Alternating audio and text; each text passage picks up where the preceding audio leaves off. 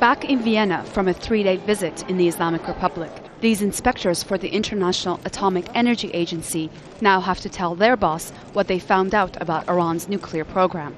Their IAEA visit to Iran is the first positive sign in over a year, when negotiations between Iran and the West over the country's nuclear ambitions ended in deadlock. We had 3 days of intensive discussions about all our priorities, and we are committed to resolve all the outstanding issues, and the Iranians said they are committed too. But of course there's still a lot of work to be done, and so we have planned another trip in the very near future.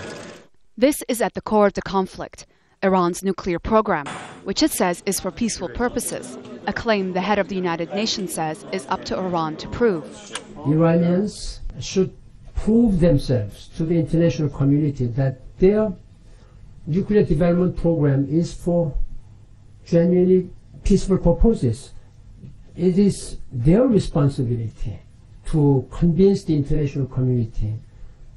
I believe they have not yet done so.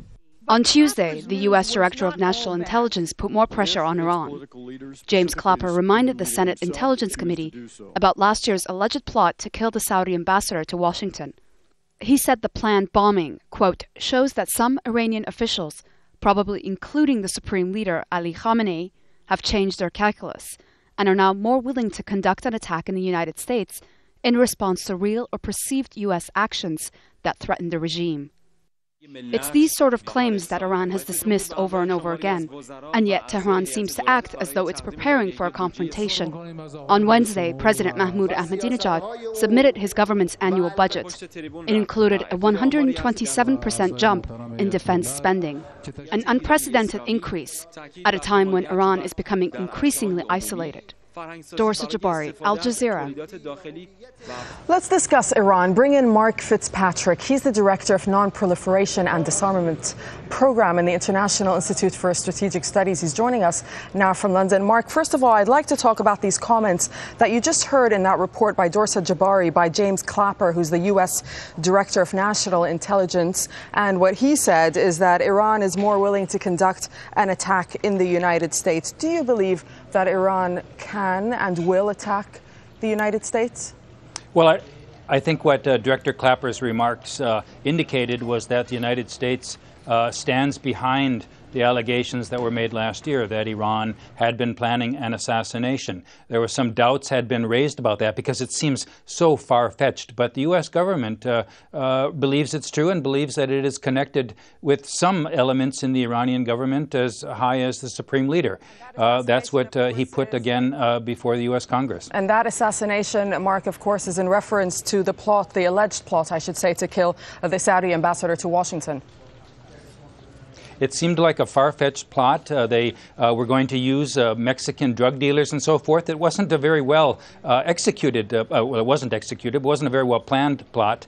But, there's good evidence that the Iranians were hatching such a plot, and the United States discovered it. All right. Well, why do you think that Iran and the President Mahmoud Ahmadinejad has doubled his defense spending, 127% jump, in fact, in defense spending in the annual budget? What do you make of that? Is Tehran preparing for a confrontation itself?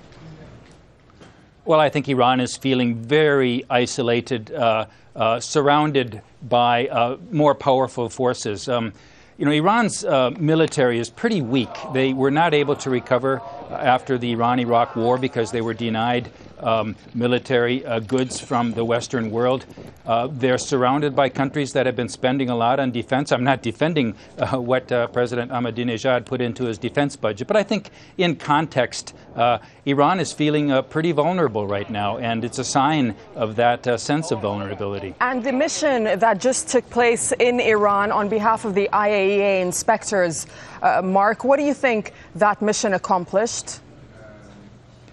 Well, it's too early to judge what it accomplished, but I think there were some positive signs here. The fact that the IAEA was talking about going back to Iran very soon indicates that they got something in the form of a promise from Iran of greater transparency. Now, maybe that'll amount to something, maybe it won't, but it's one of the few positive signs that we've had in a month of escalating tension. if there's going to be a solution to the Iranian nuclear crisis, it's going to have to involve the IAEA in a central role. The IAEA is the neutral organization. Iran had, back in November, after that famous IAEA report that pointed the finger at Iran, had spoken pretty harshly about the agency, but right now they're speaking positively. So fingers crossed, maybe this will amount to something. All right, so Mark Fitzpatrick, we'll leave it there for now, but thank you very much for talking to us from London. You're welcome.